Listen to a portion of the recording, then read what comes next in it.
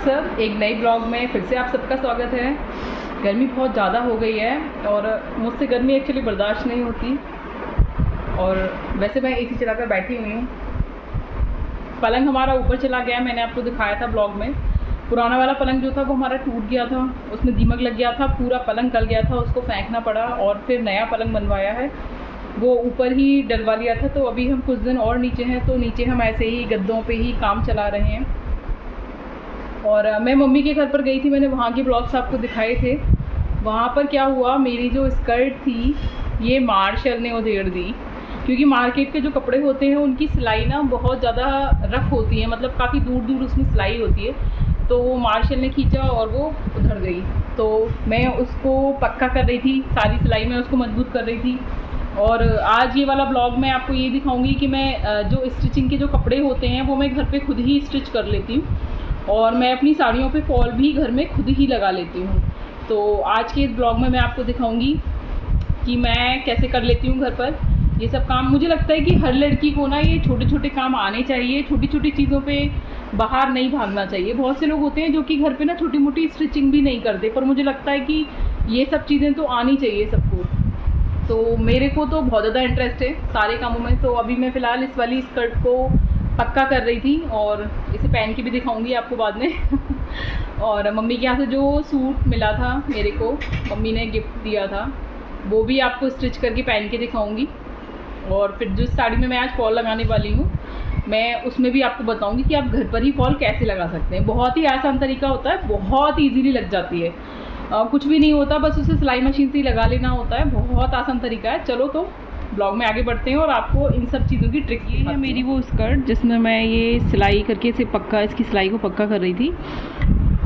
ये जो जॉइंट है ये यहाँ से नीचे की तरफ से उधड़ गई थी, वो मैंने एक्चुअली कल रात को ही सिल ली थी। ये सिलाई दिख रही है ना आपको, एक एक सिलाई इस पे देखो, ये कच्ची वाली लग रही है, ये मोटी मोटी बखी आपको दिख रही है ना, ये जो कच्ची वाली लग रही है ये वाली, ये काफ़ी दूर दूर है और ये इतनी कच्ची है कि अगर आप इसको खींच लेंगे ना झटके से तो ये तुरंत की तुरंत फट जाएगी, यहाँ से उधड़ जाएगी। और ये जो मार्केट वाली स्कर्ट्स होती हैं ना, ये ना छोटे छोटे कपड़ों को फिर में जॉइंट करके बनती हैं। आप देखेंगे जो मार्केट वाली स्कर्ट्स होती हैं इसमें बहुत सारे जोड़ होते हैं जगह जगह पर, जो थोड़ा थोड़ा सा कपड़ा होता है ना उसको जॉइंट करके बना देते हैं, लेकिन जो सिलाई होती है वो पक्की नहीं होती, तो इसको पक्का कर लेना चाहिए। तो चलो दिखाते हैं कि मैं कैसे करती हूँ इसको। कुछ नहीं होता, बस इसे मशीन के नीचे सेट करना होता है और एक बार इसमें सिलाई लगानी होती है। ये जो सिलाई मशीन है ये काफ़ी पुरानी सिलाई मशीन है, मतलब ये मेरी सासू माँ के ज़माने की सिलाई मशीन है और अभी तक काम कर रही है ये बहुत ही अच्छा।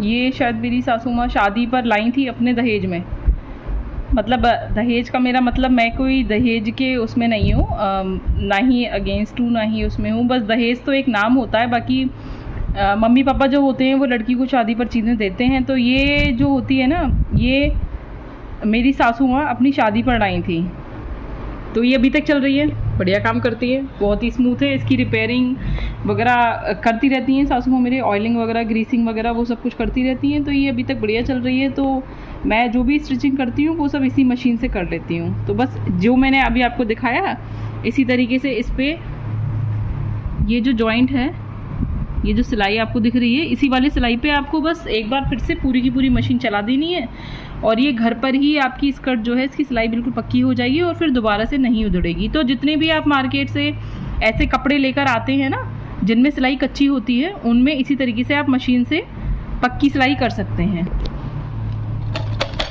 ऐसे ये इसी के ऊपर चल जाएगी और ये बिल्कुल पक्की हो जाएगी।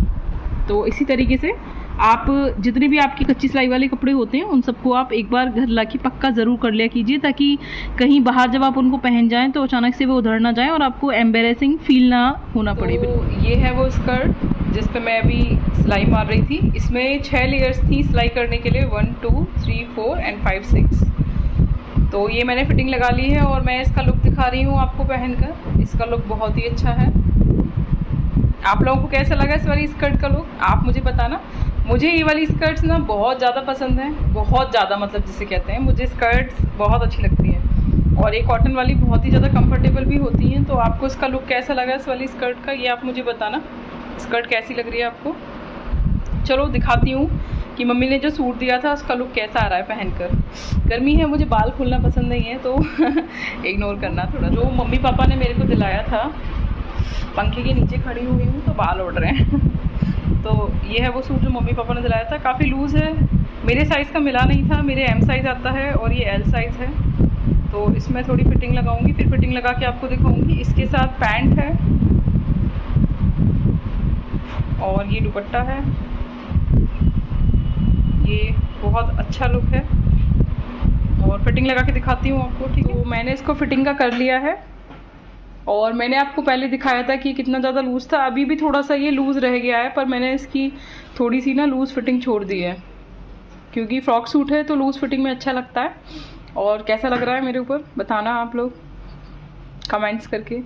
तो अब देखते हैं कि घर पर ही साड़ी में फॉल हम सबसे आसान तरीके से कैसे लगा सकते हैं। और वो इतनी मजबूत होती है कि जैसे कि बहुत सारे लोग ना डेली यूज़ में भी पाजेब वगैरह पहन कर रखते हैं, तो होता क्या है कि जो साड़ी की फॉल है जो हम हाथ से टाँगते हैं उसमें बहुत ज़्यादा टाइम भी लगता है और वो ना पाजेब और बिछुए में हिलक कर निकल जाती है और फॉल वहाँ से उधर जाती है और फिर वो पैरों में हिलकती रहती है। तो आज मैं आपको बताऊंगी एक इतना आसान तरीका जिससे आपकी फॉल इतनी मजबूत तरीके से लग जाएगी कि वो जीवन में कभी भी नहीं उधड़ेगी, जब तक कि आप उसे खुद ना उधेड़ें। तो चलिए देखते हैं घर पर ही सबसे आसान तरीका साड़ी पर फॉल लगाने का। तो सबसे पहले क्या करना है कि आप अपने हाथ से इतना पोर्शन नाप लीजिए और इतने पोर्शन को छोड़कर आपको ये यहाँ से फॉल स्टार्ट करनी है। तो आप इसको यहाँ पे ऐसे पकड़ लीजिए और इसे आपको यहाँ पे मशीन पे रखना है। मशीन में आपको पहले इसी कलर का धागा भर लेना है। मैंने यहाँ पे गोल्डन कलर का धागा भरा है क्योंकि जो मेरी साड़ी का बॉर्डर है वो गोल्डन है, तो वो नीचे जो है अगर मैं इसमें पीच कलर का धागा भरती तो फिर वो दिखता। और फिर आपको इस तरीके से इसमें स्टिचिंग करना शुरू कर देना है। पूरी साड़ी पर आपको इसी तरीके से एक बार जहाँ तक ये फॉल जाएगी वहाँ तक आपको लगा देना है और ये नीचे की फॉल आपकी बिल्कुल पक्के तरीके से लग जाएगी, जीवन में कभी भी नहीं उधड़ेगी। कभी कभी क्या होता है कि जैसे कि ये वाला कपड़ा है शिमर का, इसमें धागा एक दूसरे को पकड़ नहीं पाता, तो अगर आपके साथ भी ये दिक्कत हो तो आप इसमें कागज़ लगा लीजिए और फिर इसके बाद सिलाई बिल्कुल परफेक्ट तरीके से आएगी और कपड़ा जो है वो सिलाई को बिल्कुल अच्छे से पकड़ लेगा। तो मैं भी ऐसे ही करती हूँ। अगर आपको दिक्कत हो रही हो, कोई भी कपड़ा ऊपर नीचे धागे को ना पकड़ रहा हो, तो आप ऐसे कागज़ लगाकर सिलाई कर लें। देखो इस कागज़ ने सिलाई को पकड़ लिया है, फिर बाद में आप इस कागज़ को फाड़ दीजिए, ये कागज़ फट जाएगा और जो सिलाई है वो अच्छे से कपड़े पर ही रह जाएगी। आपने देखा इससे पहले वाली वीडियो में कि मैंने कोशिश की थी बट जो है धागे ने ऊपर नीचे पकड़ा नहीं था, तो इसीलिए मैंने आपको फिर ये कागज़ लगा के सिलाई करके बताया है। इसी तरीके से हम पूरी साड़ी पर जहाँ तक ये फॉल है वहाँ तक इसी तरीके से कागज़ रख के फॉल को लगा लेंगे। देखो तो अब ये नीचे वाली साड़ी की फॉल बिल्कुल लग चुकी है, ठीक है। और देखो इधर से कुछ भी नहीं पता चल रहा और फिनिशिंग बहुत ही अच्छी आई है। और आपको उसी कलर से फॉल लगानी है जो कलर नीचे आपके बॉर्डर में है, ताकि वो दिखे ना अलग से। ऐसा ना हो कि जिस कलर की फॉल है आप उसी कलर से लगा लें, क्योंकि हमको बहुत सारी चीज़ें मैच करनी पड़ती हैं। जैसे कि मैंने इस कलर की फॉल इसलिए ली है क्योंकि जो इसका बॉर्डर है उससे ऊपर फॉल आएगी, तो उससे ऊपर साड़ी इस कलर की है। तो आपको लेकिन ऊपर वाले धागे पे जब मैं फॉल लगाऊंगी तो मैं इसी पीच कलर के धागे से लगाऊंगी, लेकिन नीचे मैंने गोल्डन कलर के धागे से फॉल लगाई है। तो आपको भी यही करना है। तो नीचे की फॉल लग चुकी है और अब ऊपर की फॉल जो है वो हम हाथ से टाँकेंगे। चलो वो भी आपको दिखाते हैं। लगाने के बाद आपको करना क्या है कि या तो आप कोई पट्टा ले लीजिए या फिर मैंने प्लास्टिक के डिब्बे का ढक्कन ले रखा है, आपको इसे ऐसे नीचे करना है, इसके नीचे लगा लेना है और अपनी सुई में इसी कलर का आपको धागा पोना है। और यहाँ से अब आपको लेनी है एक तुरपन वाली सुई, ऐसी पतली वाली, और उसमें धागा डाल के आपको इस तरीके से यहाँ से तुरपन करना शुरू कर देना है। नीचे ये ढक्कन लगाने का मेरा मोटिव ये है कि आपके पैर में या फिर आपके हाथ में सुई ना घुस जाए, इससे जल्दी जल्दी फॉल लग जाती है और हमारे लगती भी नहीं है। आपको ध्यान रखना है कि पीछे का धागा ज़्यादा दिखे नहीं, आपको हल्का हल्का सा ही भरना है और इसी तरीके से बाकी की पूरी साड़ी पर फॉल लगा लेंगे।